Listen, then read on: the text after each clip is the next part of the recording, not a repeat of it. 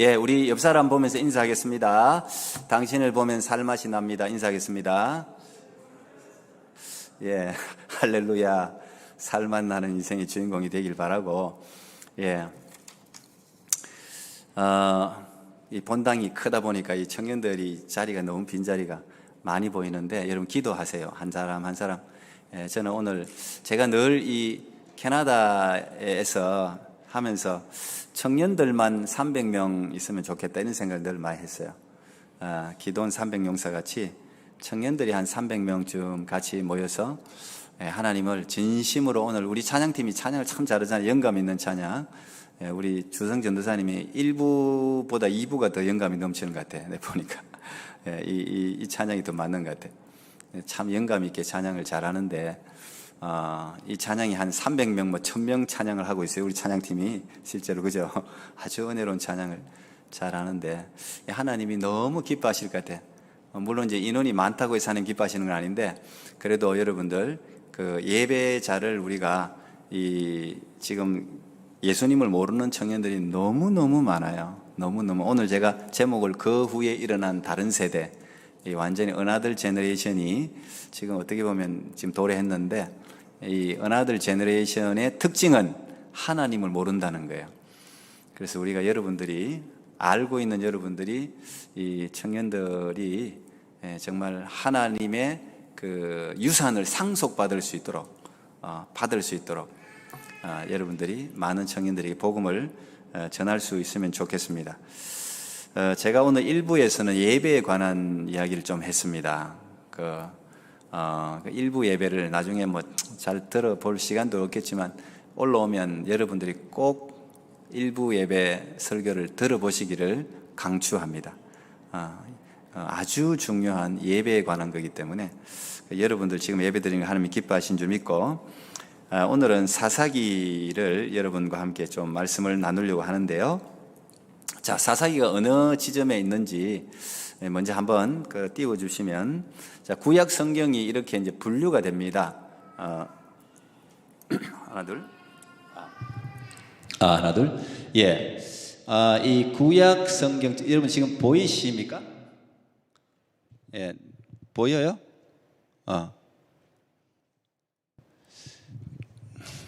저기, 오늘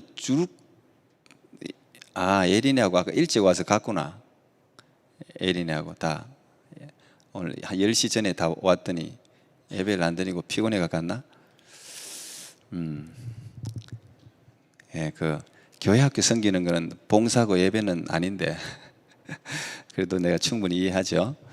자, 어쨌든 이 구약이 어떻게 내용적으로 어떻게 분류가 되냐면, 이 율법, 그 다음에 역사, 그 다음에 이거는 이제 시와 노래, 지혜서 이런 것들이 모여 있고, 그 다음 마지막으로 프로핏 예언이 이렇게 해서 총 구약이 몇 권입니까? 39권이 이렇게 이제 구성이 되어 있습니다. 내용으로 나누면. 이거는 시간으로 나눈 게 아니고 내용으로 나눈 거예요. 그래서 여러분들이 지금 한 게 제니시, 창세기, 출애굽기, 레위기, 민수기, 신명기까지 이 5권을 율법이다, 토라 율법이다고 제가 이미 여러 번 말씀을 드렸습니다. 이게 이제 기초입니다. 기초. 이 법이 기초예요. 기초고, 이제 그 다음에 지난주 했던 우리 여호수아부터 시작해가지고 12권, 에스더까지 이 12권이 히스토리, 역사입니다. 역사. 그러니까 이거는 사건 위주로 시간대별로 쭉 이렇게 역사를 소개하는 거라서 사실 여러분들 읽으면 재밌어요. 여러 가지 사건이 있기 때문에. 그 가운데 이제 이 사사기도 여호수아가 죽고 난 후에 이제 사사 시대가 이제 도래하는데, 다음 주는 우리 노주성 전도사님 설교할 텐데, 그 다음 주에 나눌 룻기하고 이 사사기가 같은 시대, 같은 사사 시대에 일어난 이야기예요. 예, 이제 사사기는 조금 이따 자세히 설명하고, 그 다음에 이제 사울과 다윗 왕정 시대, 왕이 이제 등장하는 시대가 이제 사무엘부터 해갖고 앞으로 여러분과 함께 다룰 이야기고, 이 역대기까지가 그렇습니다. 그 다음에 이제 에스라, 느헤미야, 에스더는 전부 이 이스라엘이 완전히 망하고 포로로 갔다가 포로 생활하다가 다시 해방이 되어서 돌아온 후의 이야기입니다. 그 역사까지 이제 다루고 있고요. 그 다음에는 이제 욥기부터 시작해가지고 여기는 4권만 해놨네. 요 책들은 시와 그 다음에 뭐 잠언 같은 경우는 이제 지혜, 그죠? 전도서 같은 경우도 솔로몬이 졌죠. 솔로몬이 여러 가지 하나님이 지혜를 주셨는데 그 지혜에 따라서 하나님을 아는 지식 이런 것들을 이제 나눠놓은 책들입니다. 그 다음에 이제 마지막 책이 구약의 마지막으로 배치된 책이 예언서인데 이거 메이저하고 마이너가 있죠. 우리가 한국말로는 대예언서, 소예언서 이렇게 부르는데 메이저 선지자들 프라핏이 있고 이제 마이너는 이거는 책의 분량이 메이저는 다 분량이 두꺼워요. 다 이사야, 예레미야, 예가 뭐 에스겔, 다니엘 이거는 다 이제 예언서로 하고 그다음 호세아부터 시작해서 말라기 마지막 말라기까지 총 17권 이렇게 해서 이제 구약이 끝이 납니다.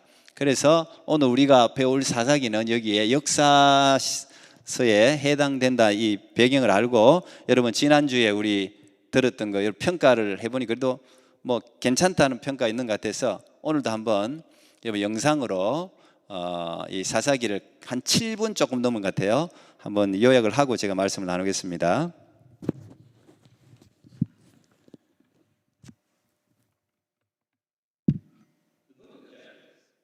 The book of Judges.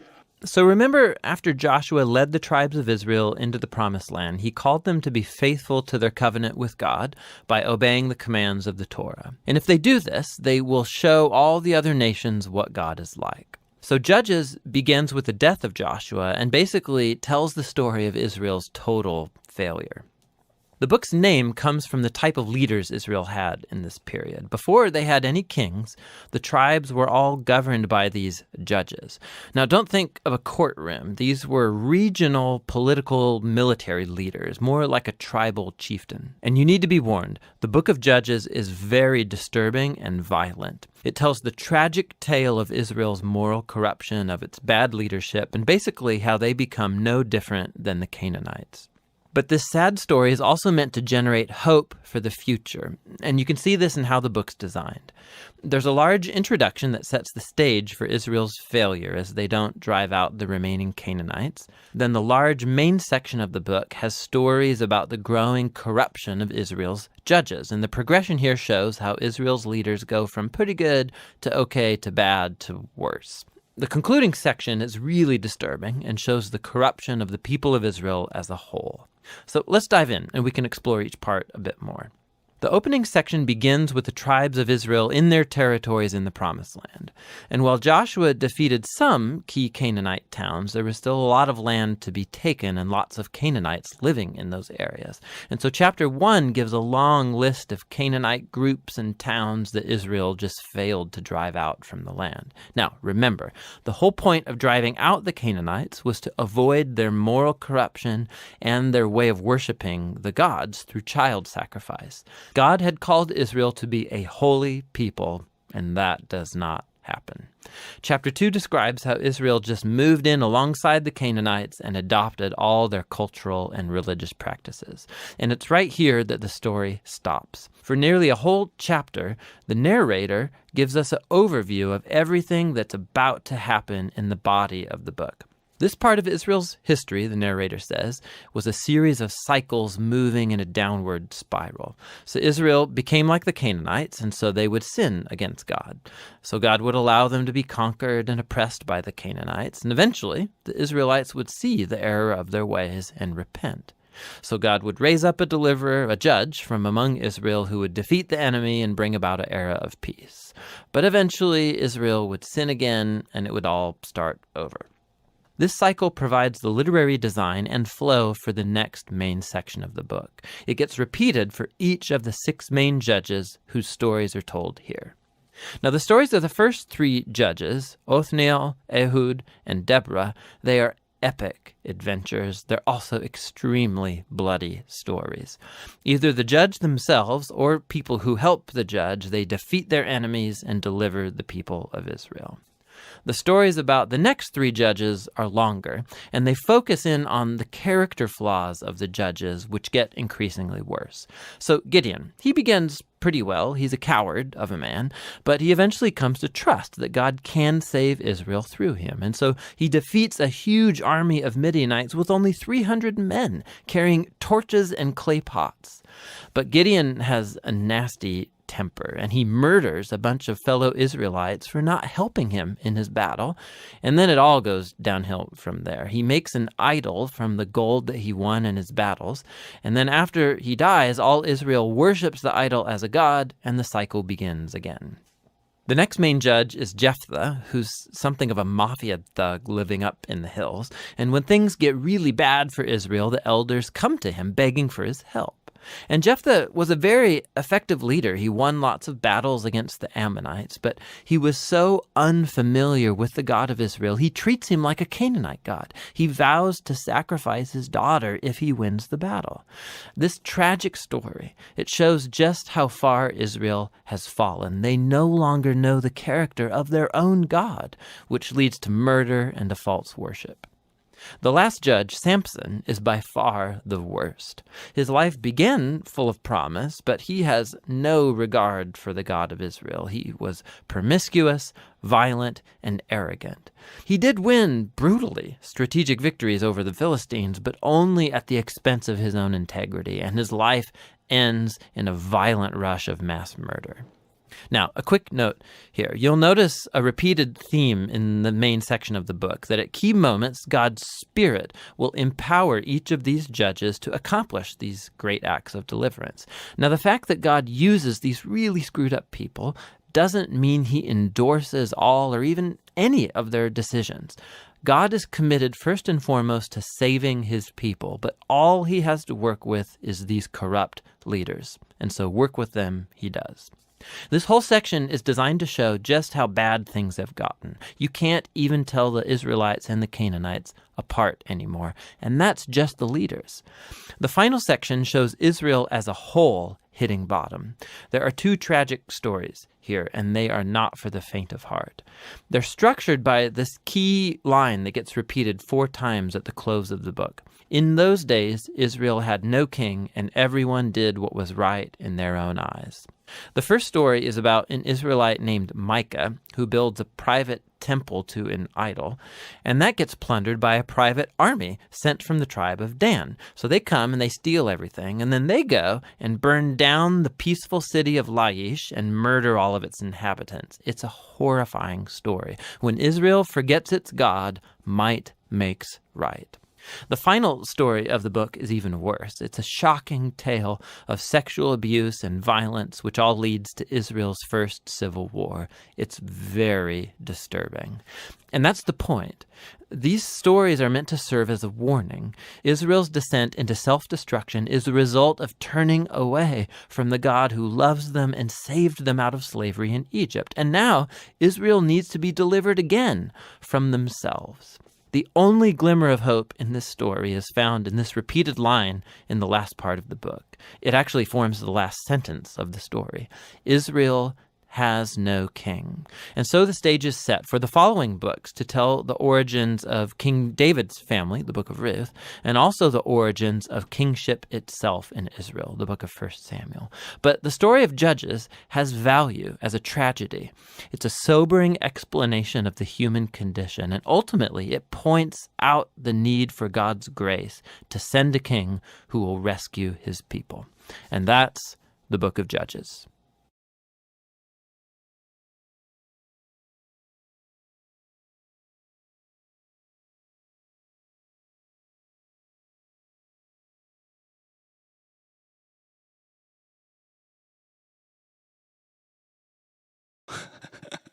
예.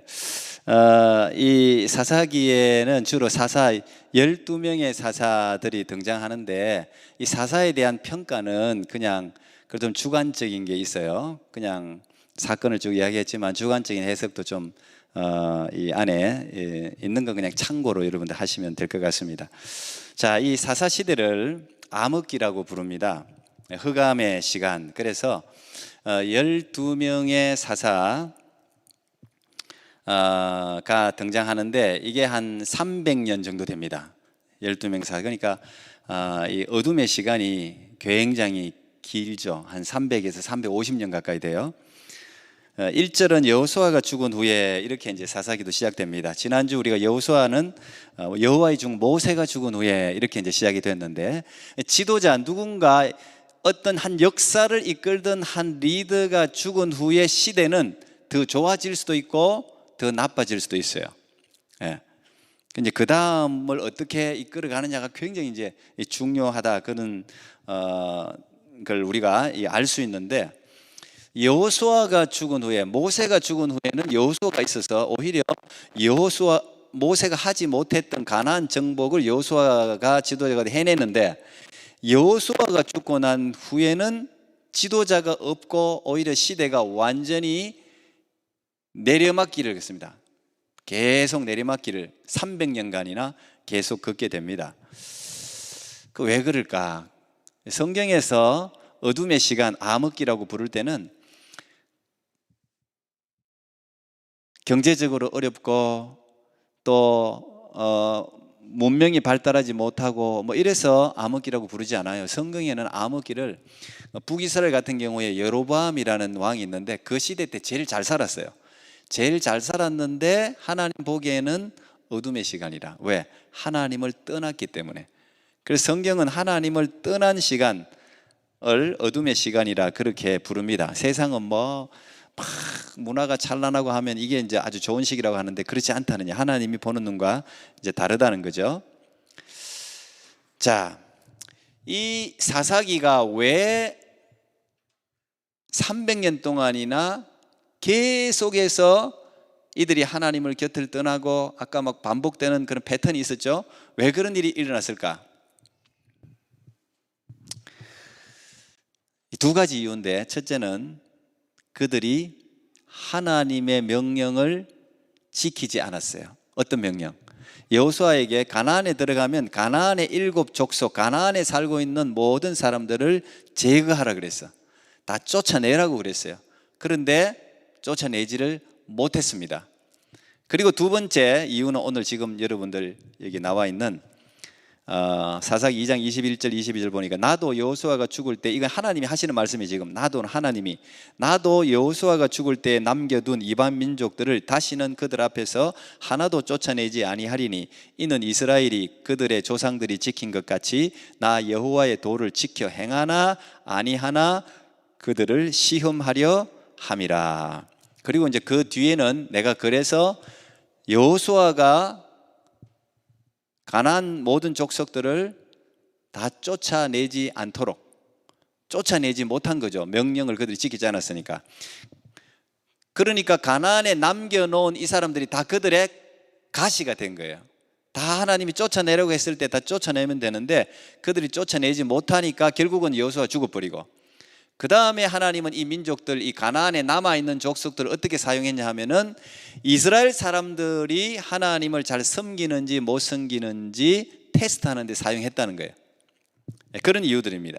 자, 이 사사들의, 사사라는 이름의 뜻은, 사사, 우리 뭐 한국말 잘 이거 요즘 쓰지도 않는 말인데, 사사라는 말은 물론 이제 저지라는 뜻인데 이게 재판관 그런 뜻이죠. 재판하는, 저지가 재판하는 사람들이잖아요. 근데 원래는 전쟁이 없을 때는 재판관의 역할을 감당했는데, 전쟁이 있을 때는 이 사사라는 이름 뜻이 실제로는 군사적인 리더, 군사, 전쟁이 있을 때 앞장서서 전쟁을 이끌고 가는 리더를 이제 사사라고 말을 했습니다.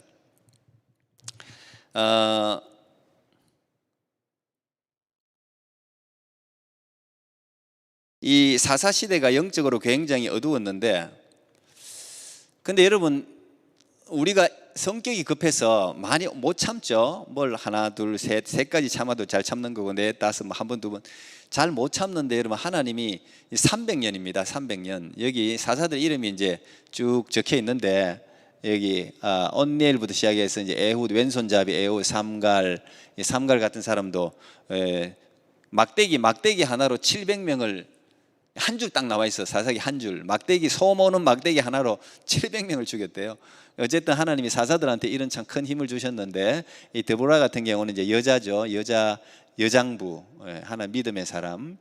이제 그 다음에 기드온 그죠? 기드온이 있고, 그 다음에 이제 아비멜렉이라는 이건 이제 사사로 이제 치지 않습니다. 이 사람은 정통 사사가 아니고 그냥 형제들을 다 죽이고 하여튼 아주 악랄한 그런 짓을 했기 때문에 이 사사로 넣지는 않습니다. 어쨌든 돌라, 야일, 뭐 이제 입다, 입산, 엘론, 압돈, 이제 마지막 사사가 이제 삼손 이야기, 샘소나이트도 있고, 그죠? 삼손은 여러분 잘 아실 거 아닙니까?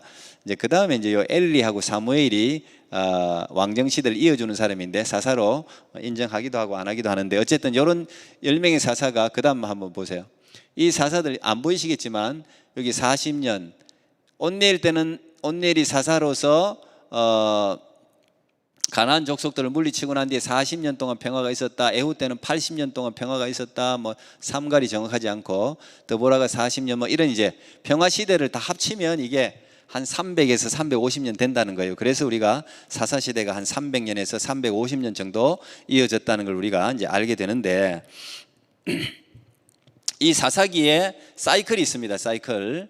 아까 여러분 애니메이션에 이미 나왔었지만, 평소에는 그냥 조용했는데 이 이스라엘 백성들의 가장 큰 죄악은 뭐예요? 가나안에 하나님이 가나안 족속들을 다 없애려고 한 이유가 뭡니까? 그 사람들이 나빠서 그 사람들을 무참하게 죽이라는 이야기가 아니고, 그 사람들이 살아있으면 이스라엘 사람들이 그 사람들하고 그 사람들의 우상 숭배, 음란한 풍습, 이 모든 것을 배워서 다 같이 죽기 때문에 베어내라는 거 아닙니까? 제가 늘 이야기하듯이 사과가 한쪽이 썩어 있으면 아깝다고 그 놔두면 다 썩죠. 다 썩잖아요. 썩은 부분은 도려내야 나머지라도 먹을 수 있고 살게 되니까. 그래서 하나님이 반드시 너희들이 그렇게 될 거니까, 가나안 사람들을 예수 믿게 하면 참 좋겠는데, 너희들이 그 가나안의 풍습이라는 게 너희들이 이끌 만한 그런 힘이 너희들이 없다, 신앙이 없다는 걸 아시고는 여호수아와 같은 걸출한 인물들을 통해서 다 제거하라고 했는데 제거를 못했단 말이에요. 그러니까 이들이 여호수아가 죽은 후에 죄를 짓죠. 죄를 짓습니다. 타락을 하게 되죠. 뭐 여기는 뭐 하나님이 화가 났다고 되어 있는데, 뭐 이런 표현보다는 이들이 죄를 짓고 나니까 하나님께서 그들이 막 이제 고난을 당한단 말이에요. 고난을 하나님이 가나안 민족을, 하나님이 누구를 사용했냐면 가나안 민족을 붙여요. 이건 오늘날도 여러분 이 사이클이 똑같습니다. 이걸 꼭 기억해야 돼요. 오늘날도 여러분 똑같이 돌아가요. 이게 똑같이 우리도 똑같아요. 우리가 죄를 지으면은 하나님이 항상 물론 모든 문제나 고난이 죄 때문은 아닌데 하나님께서 우리 연단하기 위해서 하는 것도 있지만, 대부분 우리가 교만하거나 하나님으로부터 떠나거나 이 사람이 완전히 하나님으로부터 떠나서 지옥에 떨어질 정도로 계속 타락상으로 가면, 그 돈이 그 사람을 타락시킨다면 하나님이 돈을 빼앗아 버리지. 건강이 그 사람을 타락시킨다면 하나님이 건강을 때로는 빼앗아 버리지. 왜? 건강을 잃고도 영원한 천국에 들어가는 게 낫지. 성경 예수님이 그러잖아요. 팔이 범죄하면 팔을 잘라버려요. 차라리 팔을 잘라버리고 천국에 들어가는 게 낫지, 이 팔 때문에 전체가 지옥에 들어가면 안 되잖아요. 그러니까 하나님께서 이런 고난과 우리가 흔히 이야기하는 이런 벌을 통해서 하나님 그를 깨우치기가 너무 힘든 거야. 이런 너무 힘드니까 어떻게 됩니까? 도저히 부르짖지 않을 수가 없어. 하나님 살려주세요, 하나님 살려주세요. 회개하고 막 부르짖어요. 부르짖으면 하나님께서 그때 이제 이런 사사를, 하나님이 한 사람을, 그 시대에 맞는 한 사람을 딱 불러가지고 세워서 전쟁에, 그 괴롭히는 가나안 족속과 전쟁을 해서 이기게 만들고, 그러면 이제 평화시대, 아까 뭐 40년 동안, 80년 동안, 20년 동안 이런 평화시대가 오는 거예요. 근데 사람은 참 희한해요. 배가 부르면 잊어버려. 이 사람은 참 희한해요. 그래서 참 사람이 악해요. 가만히 탄성이라는 게 있습니다. 놔두면 고무줄을 쭉 당기면 탁 놓으면 원래 자리 돌아오죠. 당겼다가 놓으면 원래 자리 돌아오죠. 사람이 그렇습니다. 사람의 원래 자리는 어떤 자리입니까? 죄 짓는 자리예요. 본질상 진노의 자녀, 하나님의 오리지널 신, 원죄가 우리에게 유전이 됐어요. 마치 부모의 DNA가 우리에게 유전된 것 같이 죄의 유전자가 우리에게 유전됐기 때문에 우리는 선을 행할 능력이 없어요. 하나님의 성령께서 우리에게 은혜를 주셔야 우리가 선을 행하지, 선을 행한 능력이 없어요. 가만히 놔두면 다 지옥 가게 돼요. 그것을 가장 큰 벌, 한국말로는 유기라고 부르는데 유기, 버려둔단 말이야. 내버려둔단 말이야. 사람은 그냥 내버려두면 다 지옥 가게 돼. 내버려두면. 그래서 그걸 감사해야 돼. 하나님께서 우리를 내버려두지 않고 그 열심으로 우리를 계속 간섭해서 성령을 우리에게 주고 우리의 마음을 터치하고 우리 마음에 깨닫게 하고 그래서 우리를 이끌고 간단 말이에요. 그게 구원의 원리예요. 그 이 평화의 시대가 오니까 어떻게 됩니까? 평화의 시대고 이 저지 사사가 죽고 나면 오늘도 여호수아가 죽은 후에 사사기 혼란 시대가 온 것처럼 사사가 죽으면 다시 반복. 또 죄를 짓고 또 고통당하고 또 부르짖고 또 사사를 세우고 다시 평화가 오고 그 사사가 죽으면 또 죄를 짓고 이게 사사기 반복. 이게 7번 반복되는데 이 사사기 12번 다 반복된다고 보면 돼요. 이게 똑같이 반복되고 몇 년까지? 300년 350년. 여러분 이 사람들이 대단합니까? 하나님이 대단합니까? 에? 이렇게 가르쳐 주는데도 종귀에 처하나 깨닫지 못하는 자는 짐승과 같도다.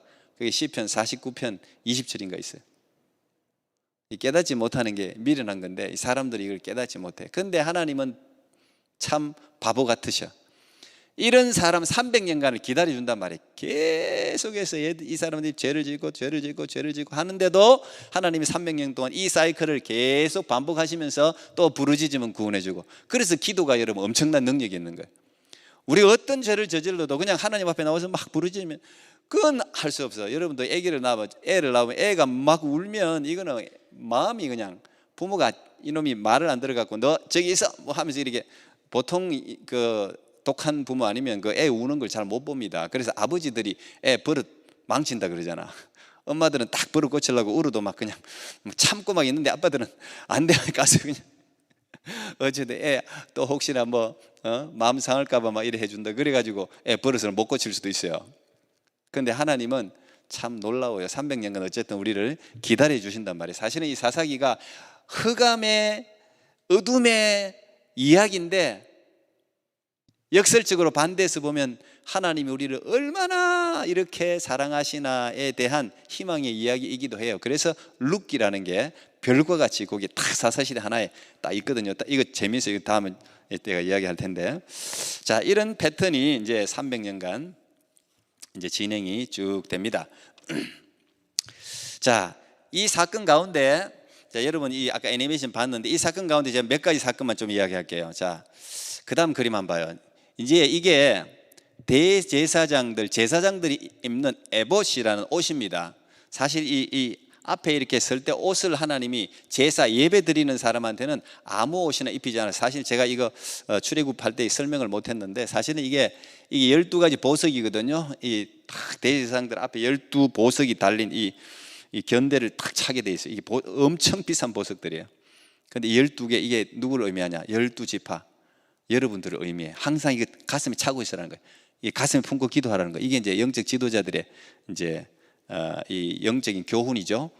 보석 같은 내 백성이라는 거야. My people, 내 백성이라는 그 보석 쫙 하고 또 여기는 여호와께 거룩 탁 이 글자도 쓰고 하여튼 뭐 이게 하나하나가 다 의미가 있어요. 전부 여기 방울요, 성령 방울도 달고 금이에요. 금방울 달고 뭐 옷도 그렇고 이 천들이 전부 고급 천이에요. 하나님이 어쨌든 대제사장에게 반드시 거룩한 옷을 입고 거룩한 이 옷을 입어야 하나님 앞에 나갈 수 있어. 근데 이 옷을 누가 만들었느냐? 기드온이 여러분 300용사 기드온 300용사 얘기 잘 알잖아요. 이 기드온이 위대한 사람인데 이게 마지막에 이게 하나 잘못했어.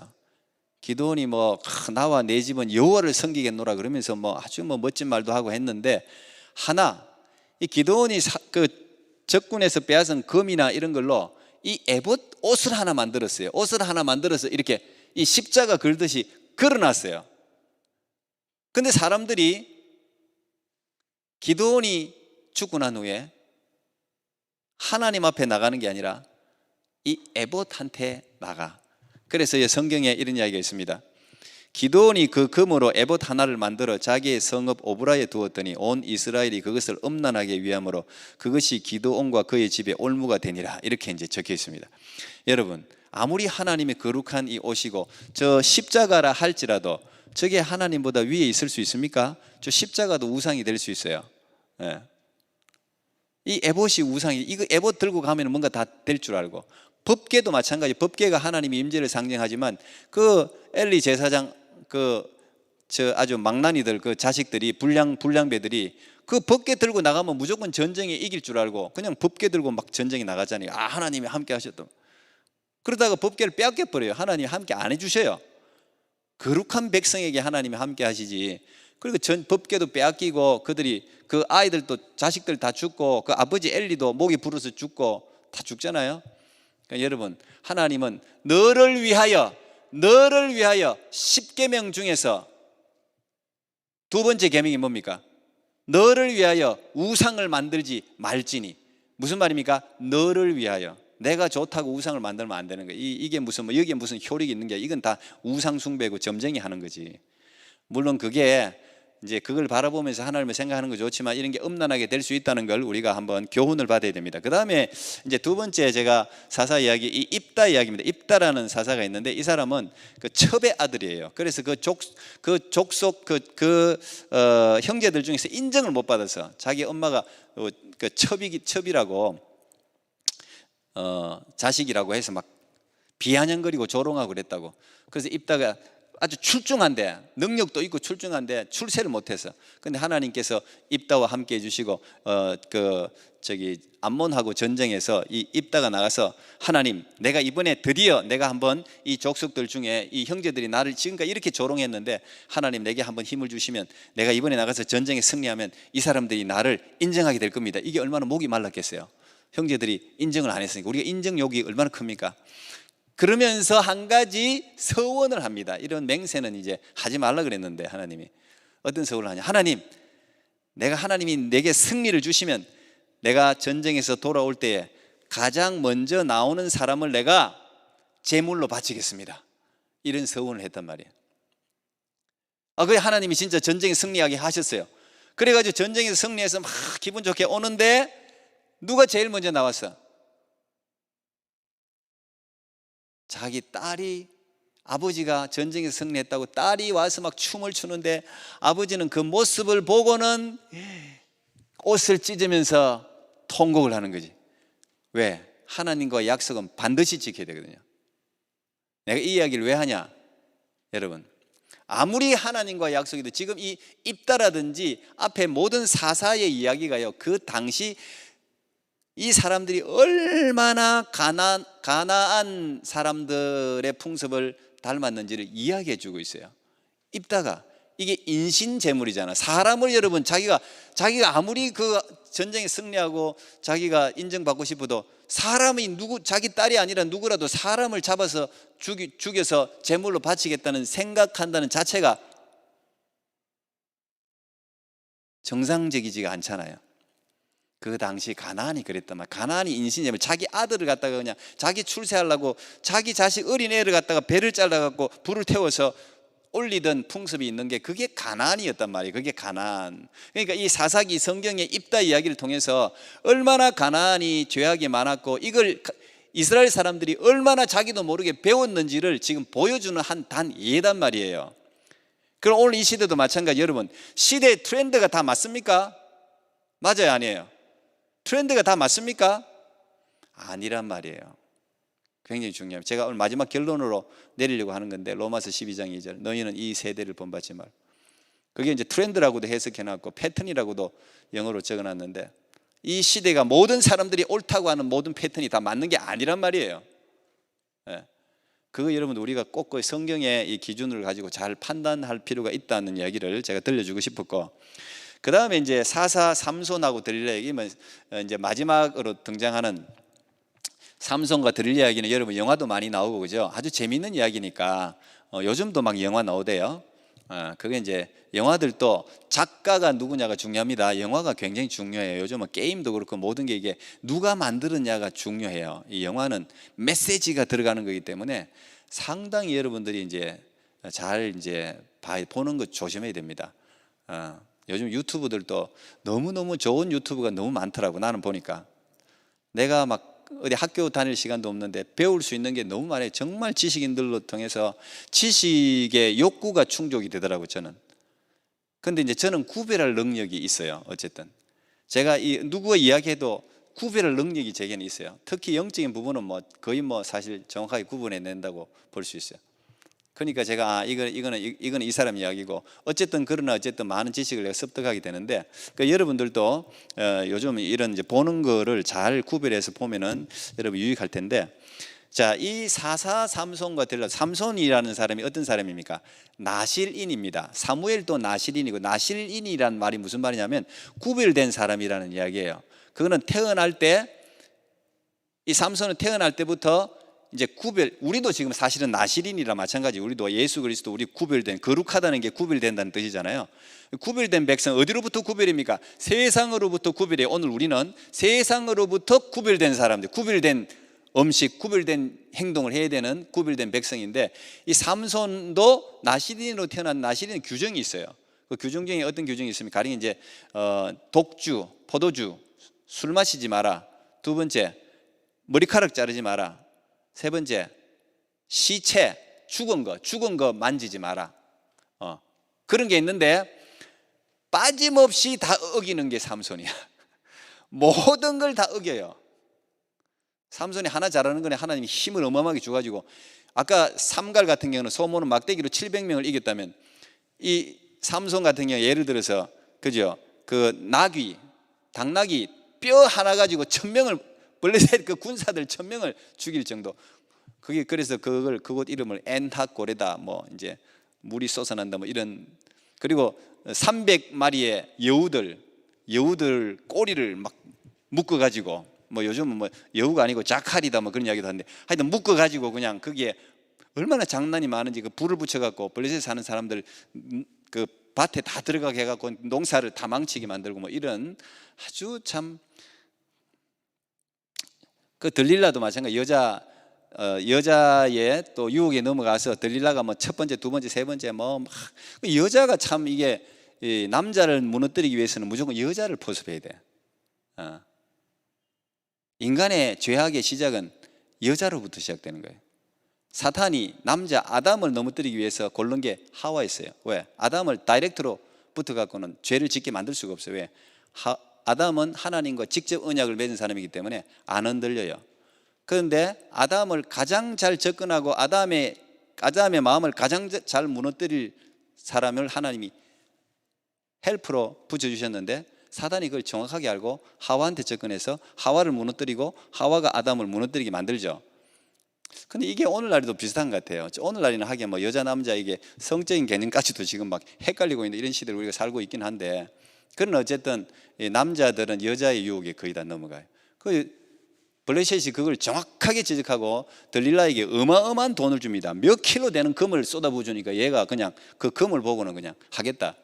그래서 결국은 찾아내서 머리를 자르고 삼손이 이제 힘을 잃게 되고 붙들려 가가지고 그 다곤 진짜 블레셋의 섬기는 신전 그 옆에 있죠. 그 다곤의 신전 앞에서 눈이 뽑혀가지고 그냥 그 연자 맷돌을 돌리면서 동물 구경하듯이 사람들이 3,000명 가까이 모여갖고 삼손 구경하러 3,000명이 모였어요. 요즘 지금 경기에 3,000명 모으기도 힘든데 그만큼 삼손이 블레셋 사람들에게는 막 죽이고 싶은 사람이었거든. 그러니까 이 삼손의 비웃음이 아니라 하나님에 대한 비웃음이잖아요. 그러니까 삼손이 마지막에 하나님 내게 이번 한 번만 힘을 주십시오. 이 삼손의 힘의 원천은 머리카락에서 나온 게 아니죠.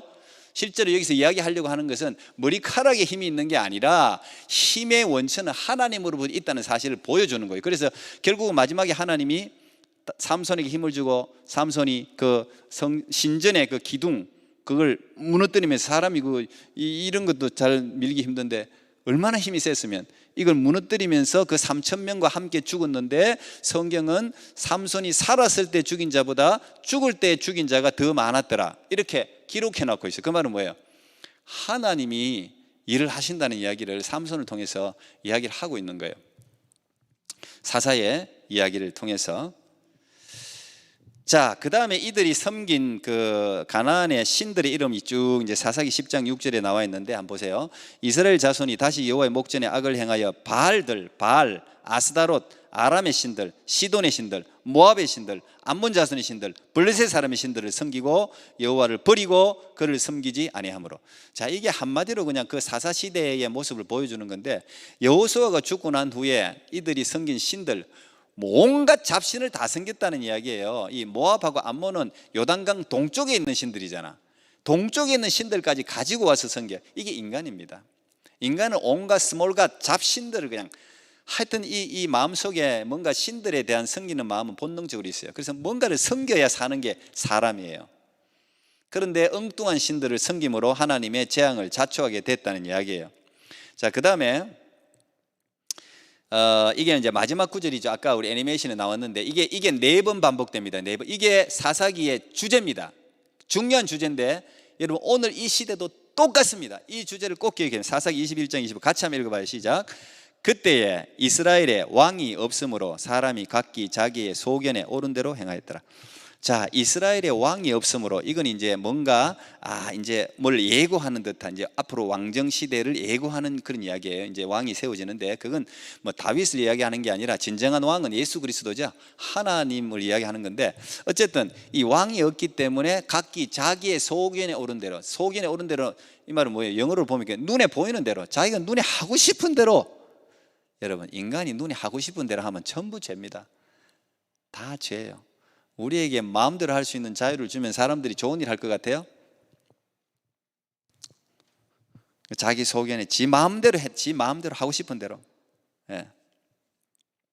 자, 그리고는 이제 19장에서 21장까지의 엄청난 사건이 터집니다. 이게 이제 사사기 마지막이에요. 사사기 마지막에 이 사사 시대가 어떤 시대냐를 아주 스토리로, 아주 재밌어요. 스토리로 쫙 이야기를 합니다. 17장부터 19장까지는 이제 아까 미가 지파고 단 지파가 개인적으로 목사를 개인적으로 사는 거야. 목사가 공통 목사가 아니고 자기 개인 비서야. 너 나를 위해서 복 빌어라. 나를 위해서 뭐 하여튼 뭐 그런 이야기가 나오고, 그 다음에 이야기가 이제 요 이야기하고 제가 마칠 건데, 베냐민 지파가 이제 나오는데요. 레위인은 어떤 사람입니까? 우리가 이미 배웠죠, 그죠? 레위인들은 제사를 섬기는 거룩하게 뽑힌 사람들이에요. 그 사람들은 이 지파도 땅도 안 줬어요. 내가 이 땅 이야기를 안 했구나. 땅을 안 줬어. 레위인들은 12지파에 포함되지도 않아. 왜? 너희들은 내가 너희들의 재산이다. 그러면서 레위인들에게는 재산 안 주고, 그래서 11조 같은 거 여러분들, 사실 여러분들 헌금으로, 저도 월급을 여러분들 헌금으로 받잖아. 여러분 헌금 안 하면 나는 못 살아가요. 그거는 이제 이 레위 이때부터 하나님이 정해놓은 법칙이에요. 너희들이 섬겨야 된다. 레위인들이 굶어 죽지 않도록 너희들이 섬기라 했는데, 이들이 그냥 하나님을 제대로 안 섬기니까 안 내잖아요. 11조도 안 내고 뭐 안 섬기니까 레위인들이 어떻게 돼서 다 흩어져 버려. 먹고 살아야 될 거 아니야. 다 흩어져 버렸어요. 그러니 제사 지낼 사람이 없지. 근데 이 레위인들도 먹고 살다 보니까 세속화돼 버렸어. 제사장들이 어느 정도로 세속화됐냐? 마지막 19장에 나오는 이야기가 레위 지파 중에 한 사람이 첩을 데리고, 세상에 그것도 정식 부인도 아니고 두 번째, 세 번째 첩이야. 정식으로 아마 혼인신고도 안 했을 거야. 그 첩을 데리고 여행을 합니다. 여행을 하는데 베냐민 사람들이 에브라임으로 베냐민 사람들이 사는 땅을 갔어요. 근데 어떤 한 사람이 그 사람을 영접합니다. 손님이라고 대접을 하려고 하는데, 그 동네에 불량배라고 성경에는 적혀 있는데, 불량배들이 와가지고 그 레위 사람들이 오는 걸 보고 바깥에서 들어왔다고 밤에 문을 막 두드립니다. 문을 두드리면서 뭐라고 하면, 그 사람을 내놓아라. 우리가 관계를 하겠다. 무슨 말이에요? 남자들이 와서 남자를 내놓으라는 거야. 여자를 내놓으라는 게 아니에요. 그 첩을 내놓으라는 게 아니고 그 남자를 내놓아라. 우리가 상관하겠다. 그러니까 이미 동성 뭐 결혼 뭐 섹스 뭐 이런 것들이 그 당시에 뭐 횡행했다는 이야기예요. 내놓으라고 하니까 이 손님이 그 사람이 자기 손님이잖아. 율법은 항상 손님을 잘 접대하게 돼 있거든요. 그러니까 너희들이 이렇게 해괴망측한 짓을 하지 마라. 그러면서 하는 말이 또 웃겨요. 해괴망측한 짓을 하지 마라. 우리 집에 내 딸 중에 아직 결혼 안 한 딸이 있다. 그 딸을 내줄게. 그리고 그 레위인 첩을 내줄게. 이 사람은 내 손님이니까 이 사람은 건들지 마라. 그래서 그 레위인이 나서서 그 레위인도 비겁하죠. 자기가 못 막으니까 그 사람들이 문을 부수려고 하니까 자기 첩을 내줍니다. 그러니까 밤새도록 이 사람들이, 이 불량배들이 그 첩을 간음을 해서 새벽에 이 레위인이 나가봤더니 첩이 누워 있어요. 완전히 누워 있어요. 그래 흔들어 깨우니까 죽었어요. 밤에 얼마나 시달렸으면 죽었어요. 그런데 이 레위인이 이 첩을 나귀에 싣고 가서 이제 이 토막 살인 뭐 이런 게 성경에 등장합니다. 온갖 게 다 나옵니다. 이 여자를 12토막 냅니다. 12토막으로 몸을 자릅니다. 이 레위인이 이런 생각을 한다는 자체가 이 시대가 얼마나 타락했는지. 12개로 잘라가지고 12지파로 보냅니다. 어떤 사람은 머리를 받았을 거고 어떤 사람은 팔을 받았을 거고. 그리 그거 뚜껑을 열어보고는 사람들이 깜짝 놀라죠. 그럼 레위인들이 지금 내가 여기에서 이런 짓을 당했다 이렇게 하니까 이 11지파가 들고 일어납니다. 들고 일어나서 다 모여가지고 베냐민 지파에 가가지고 너희들 이렇게 한 사람들 내놓아라. 내가 이 사람들만 벌하고 죽이고 나머지는 손대지 않게 11지파가 모여와가지고 그 사람들을 내주면 우리가 너희들 손대지 않겠다. 그 사람만 죽이겠다 이게. 왜냐하면 망측한 짓을 했으니까. 그런데 이 베냐민들이 또 의리가 있어갖고 우리 못 내. 우리 안 내죠. 그래서 최초에 서로 동족 간의 전쟁이 일어나는 이야기가 레위기입니다. 전쟁을 했어요. 근데 베냐민 사람들이 얼마나 잘 싸우는지. 근데 그 전에 보면 베냐민 사람들은 대부분 다 왼손잡이인데 이래 돌로 팍 던지면 다윗같이 뭐 저기 조그마한 표적까지도 정확하게 맞추는 사람들이에요. 11지파하고 붙었는데도 비등비등해요. 근데 하나님께서 도와주셔. 하나님이 11지파를 도와줘가지고 베냐민 지파를 칩니다. 그래서 원래 그 당시에 베냐민 20세 이상이 45,600명, 우리가 민수기 했죠. 45,600명이 있었는데 다 죽이고 600명이 남습니다. 600명이. 그러니까 갑자기 스탑 전쟁 스탑. 그리고는 그들이 약속을 합니다. 우리 지파 중에 누구도 여자를 저 베냐민 사람들한테 시집 보내는 사람은 내가 다 죽이겠다. 다 죽이겠다. 절대 보내면 안 돼. 이 약속을 이미 했거든요, 자기들끼리. 근데 가만 보니까 베냐민 지파가 하나가 없어지게 생겼어. 하나님이 12지파를 줬는데 이 지파가 굉장히 중요한데 한 지파가 완전히 없어지게 생겼으니까 큰일 났다. 이거 어떡하지? 스탑. 더 이상 죽이지 마. 이 사람들 이 지파를 이어가야 되는데 어떻게 해야 돼? 그러면 이 사람들 다 죽였으니까 여자가 없어요. 그러니까 우리 지파 중에서는 여자를 줄 수 없으니까 야, 우리한테 이 전쟁에 참여할 때 오라고 했는데 전쟁에 참여하지 않은 사람이 누구야? 돌아보니까 길랏 야베스라는 그 지방 사람들이 전쟁에 참여를 안 해서 너희들 약속을 어겼다 그래가서 길랏 야베스 가가지고 11지파 다 죽여버렸어요. 다 죽이고 여자들을 베냐민이 400명인가 여자가 600명인가 모르겠네. 하여튼 여자들 400명을 처녀로, 결혼하지 않은 처녀들을 400명을 데리고 옵니다. 그리고는 베냐민 지파하고 서로 이렇게 흰색 깃발을 들면서 서로 잠깐 평화를 선포하고는 너희들 죽이지 않을게. 자, 지금부터 이 여자들을 400명을 보낼 테니까 너희들 한 명씩 데리고 가서 결혼해서 자손을 이어가라. 지파를 유지해라. 이렇게 만들어줘요. 그래서 베냐민 지파가 유지가 됩니다. 첫 번째 사울 왕이 베냐민 지파거든요. 베냐민 지파예요. 그래서 베냐민 지파인데 사울 왕이 사무엘상에 첫 번째 전쟁하는 게 누구 전쟁이냐면 길랏 야베스 사람들을 도와주는 전쟁이에요. 자, 이런 것도 이제 여러분 히스토리를 알아야 사울이 왜 도왔는가? 왜 자기들 조상이 자기들 길랏 야베스하고 베냐민 남자하고 결혼해서 애를 낳았으니까 자기들하고 관계된 지파잖아요. 그리고 그 지파가 죽고 되니까 사울이 이제 나가서 출전해서 대성을 거두면서 이제 왕이 되는데 어쨌든 자, 이렇게 마지막 구절이 이스라엘 백성이 왕이 없으므로 사람이 각기 자기 소견대 옳은 대로 행하였더라 하면서 사사기, 이게 마지막 구절입니다. 이렇게 끝난단 말이야. 그러니까 그 상황을 보면 여러분 사사기가 얼마나 패역한 시대였는지를 알 수 있죠. 그만큼 패역한 시대였어요. 이게 왜 이런 시대가 왔습니까? 오늘 여러분들이 읽었던 말씀, 이 말씀만 읽죠. 아까 처음에 읽었던 말씀, 그 세대의 사람도 다 그 조상들에게 돌아가고 그 후에 일어난 다른 세대는 여호와를 알지 못하여 여호와께서 이스라엘을 위하여 행하신 일도 알지 못하였더라. 자, 이래서 어나들 제너레이션이 오고 하나님을 알지 못하는 세대, 그 뒤에 이어지는 이야기. 그래서 가나안의 우상들을 섬겼다는 이야기가 나와요. 그리고는 이들이 완전히 다 망해요. 그 책임은 누가 져야 됩니까? 부모 세대죠. 여호수아 때 생존했던 장로님들이 자기들이 있을 때는 다 하나님 잘 섬겼는데 그 사람이 다 죽고 난 뒤에 여호와를 우리 신앙교육 받은 적 없어, 같이 예배 드려본 적도 없어, 우리 하나님 우리 엄마 아버지 예배도 안 드렸어. 왜 그랬습니까? 왜? 전쟁하고 난 뒤에 그 갈구고 6.25 때 그 먹고 살기 위해서 우리가 교육 못 시킨 거 비슷해요. 전쟁하고 난 뒤에 너무 바쁘다 보니까 자식들 교육할 시간도 없어갖고 신앙생활을 못했단 말이야. 그러니까 이 자식들이 그걸 못 배워가지고 예배를 드려봤어요 말이지. 하나님 누군지 알아야 말이지.